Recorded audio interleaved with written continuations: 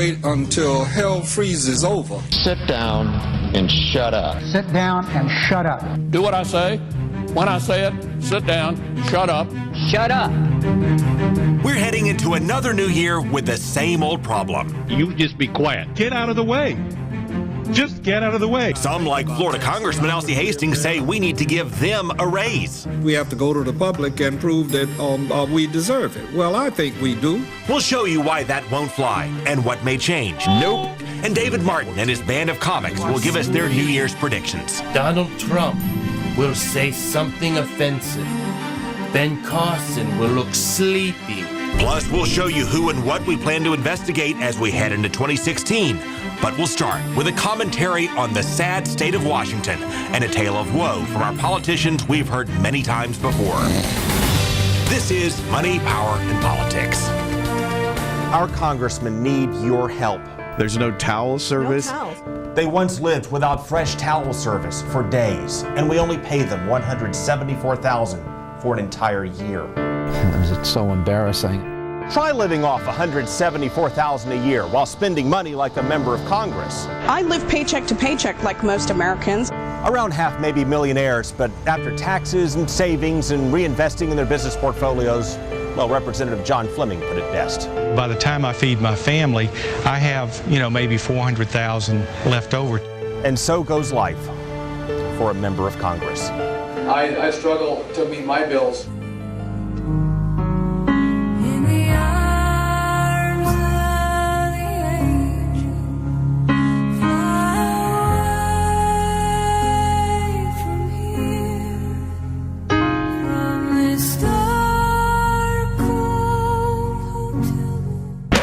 But then we realize $174,000 a year isn't bad for what they really do. It's about trying to do what's right for the whole country. They only report to work a little more than 110 days out of the year. They take the equivalent of 8 months out of the year away from official work. Then they claim they're underpaid and brag about wasting our time. It is a great blessing that Congress has done next to nothing. Now, to put that in perspective, we've got Gates and Belichick and Cower and Walsh and Parcells and Crystal and Marr and Bixby and Haley and Cosby and Murray and Bradley and Richardson, O'Reilly, Curtis, Nye, Paxton, Clinton, Shakespeare, Buffalo Bill, that creepy Buffalo Bill, Ted's Bill, Mr. Bill, and Bill Compton. And with that, I just cleared through more bills than Congress did all season. It's craziness. That's bad crazy. Now, you may not want to grade this Congress on the number of bills passed, but remember, you need to pass legislation to streamline or shrink government as well as expand it. Whatever direction you want to take, you have to pass something to get there, and we're paying our representatives good money to go nowhere. I just got a note saying I'm at the wrong hearing. Oh, okay. In the past, we've seen them grill witnesses without even knowing what they're talking about or where they even are. Fine, I'll go try to find out where I'm supposed to be. Okay. We've seen them sit through hearings with U.S. officials, then confuse those same U.S. officials for foreigners. I am familiar with your country. I love your country.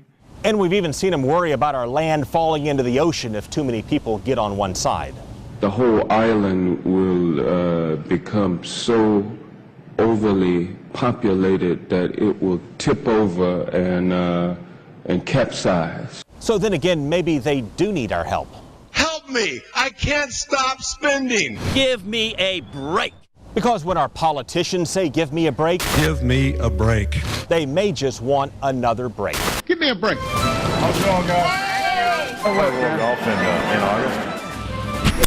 This do-nothing Congress continues to bring up bills that are going nowhere. Better to do nothing than what they want to do. Give me a break.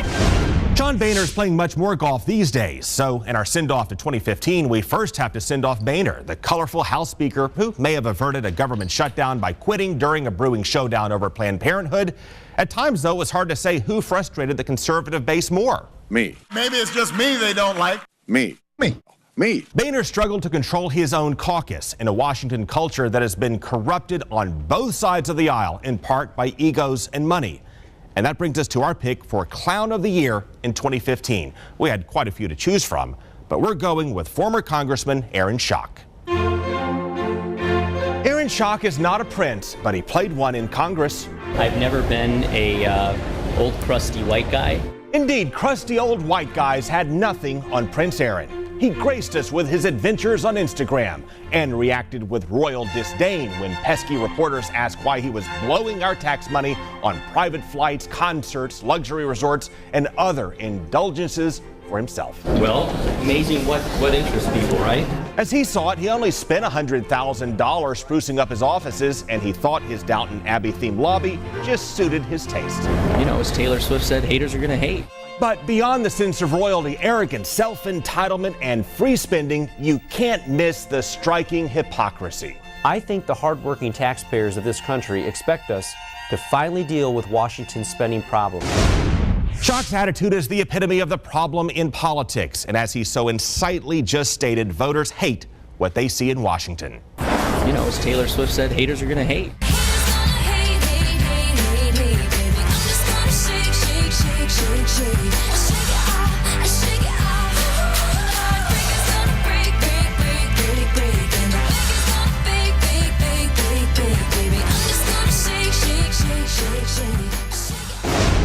Of course, we also have a wild presidential race and another Republican debate just around the corner. And David Martin and his team of comics have some predictions for what to expect in the News Remixed.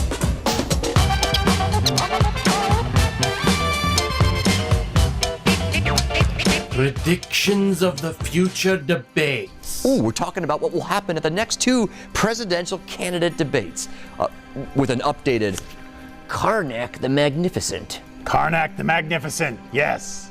Donald Trump will wait. The views expressed on the News Remixed are those of the people featured and are not necessarily those of this station or its employees. Back to our sidekick and his debate predictions.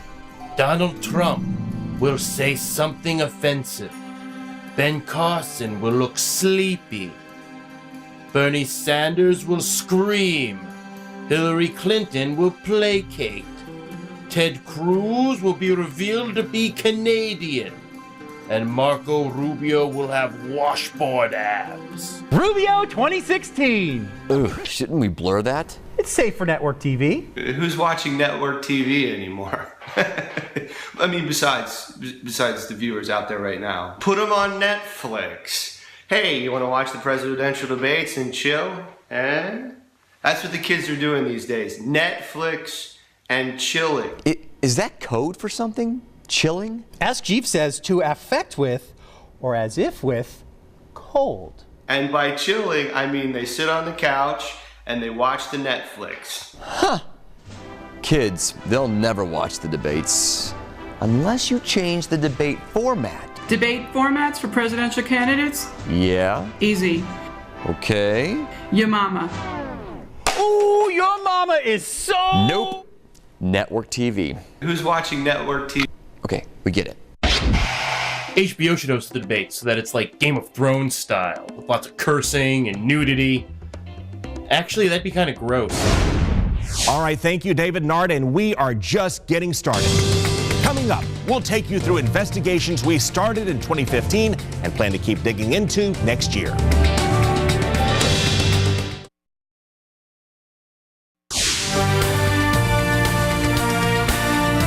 For the past 10 months, we've investigated the Florida prison system and claims of injustice.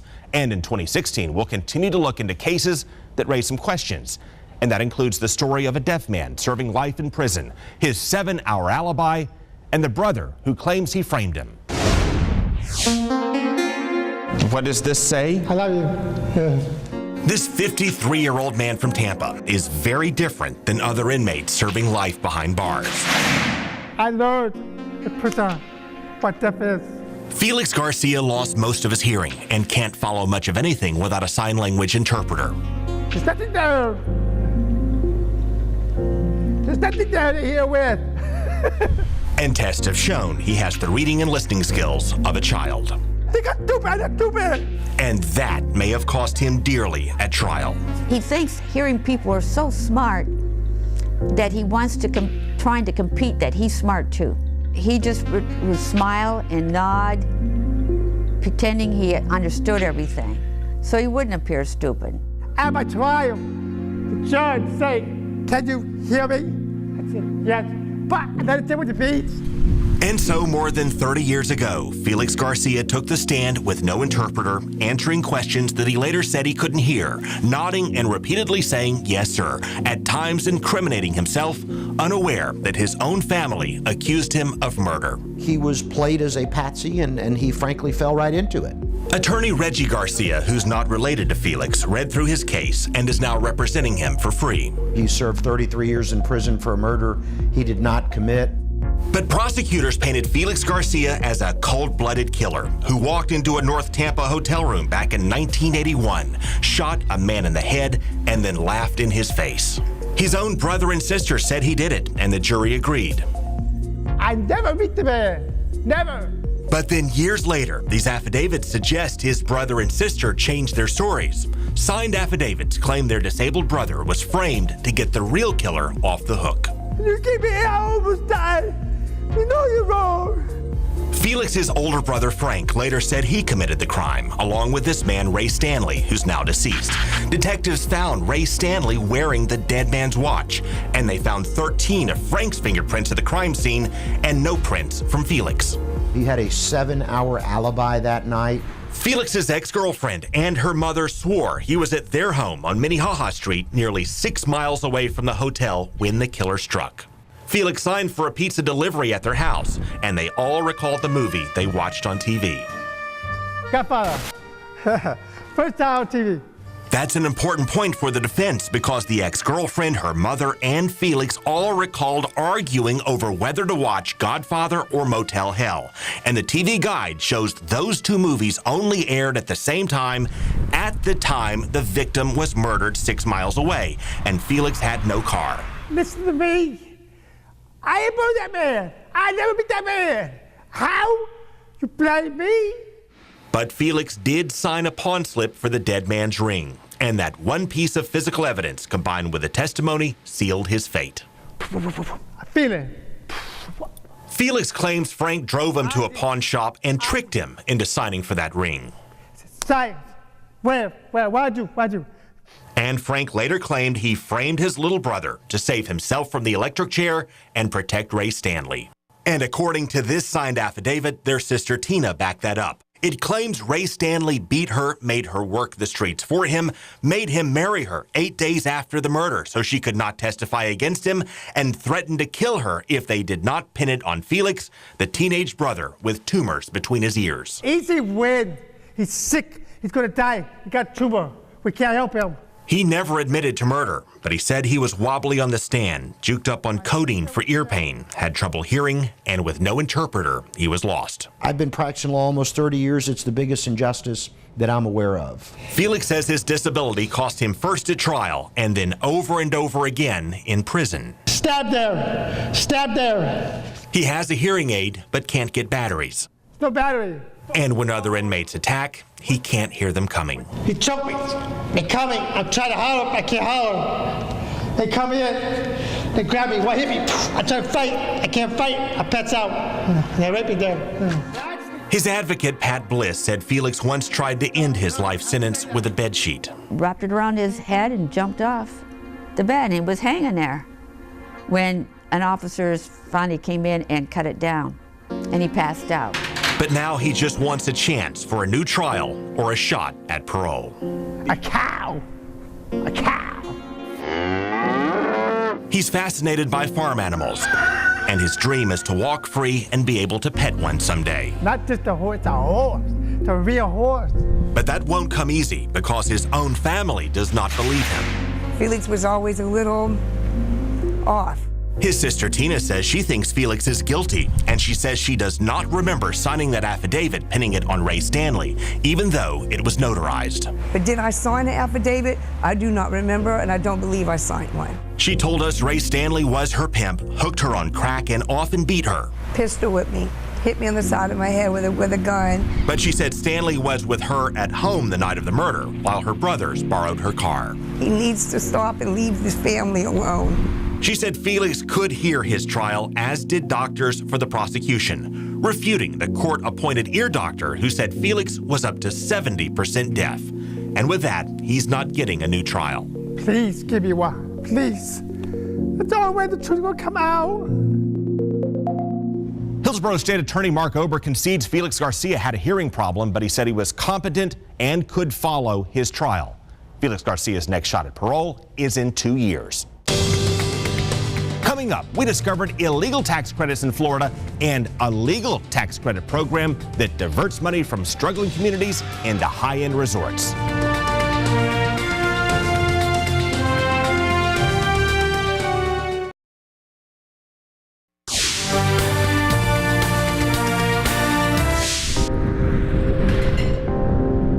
Under state law, these graffiti-marred strip centers and empty storefronts from North Tampa to west of Orlando do not count as blight.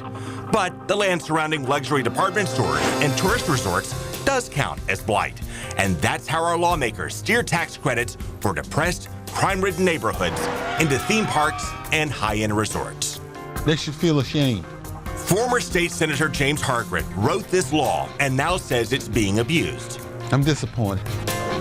It's supposed to grant tax credits to companies that add jobs in areas with extreme levels of poverty, unemployment, physical deterioration, and high crime.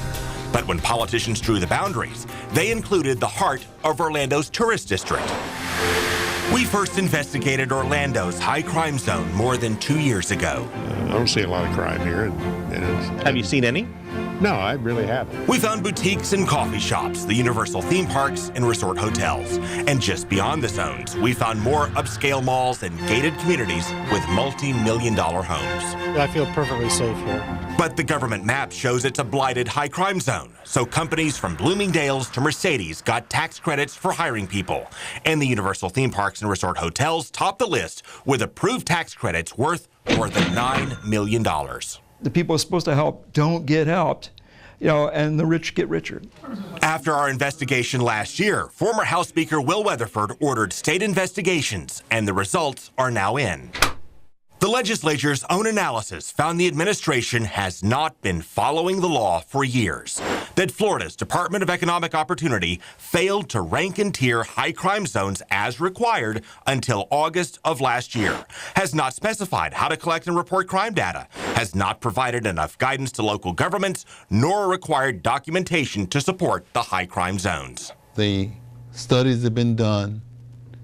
The abuse has been proven. The state analysis also found a low return on our investment. It shows that for every dollar spent on these tax credits, the state received only 7 cents back. It's a failure in Central Florida. When we asked the chairman of the House Economic Affairs Committee about this, he said it has to change. Based on the report that we've got and the negative return on investment, I think we have the responsibility to look at all options. Everything from a repeal right down to structuring it in different ways. And Chairman Jose Olivo said if they can't get a better return on our investment, it needs to go. I think it's our responsibility to do away with it. Universal and the other recipients are following the law. State lawmakers are heading back to work on January 12th. Coming up, a jobs program that's paying off for big business, but we could not find any new jobs it created, and neither could the state.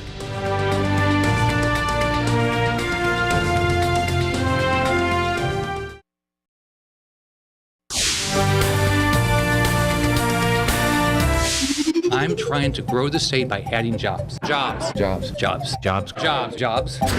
Governor Scott's promise of jobs drove a big tax break for big business. Jobs. Jobs. Jobs. Jobs. He pleb jobs. But Democrats and even the former Republican House Majority Leader say it did not pay off. To suggest that what we do up in Tallahassee creates jobs is a bunch of bunk. Florida is open for business. Let's go back to Governor Scott's first year in office. Former Republican House and Senate Leader Mike Fasano remembers it well. There was such infighting amongst the Speaker of the House and his staff and the President of the Senate and his staff that they were throwing things on bills just to see who could outcompete the other. They wound up with a jobs plan that came up for a vote in the middle of the night. We're here at 3:30 in the morning. A plan that sleep-deprived lawmakers had not even read and did not understand. I don't know the substance of this House bill. And a member gets up there and says, this is going to create jobs. This will pay great dividends for the people of Florida. Well, the last thing you want to do is vote against something that's going to create jobs. You take that member's word only to find out it's not at all true.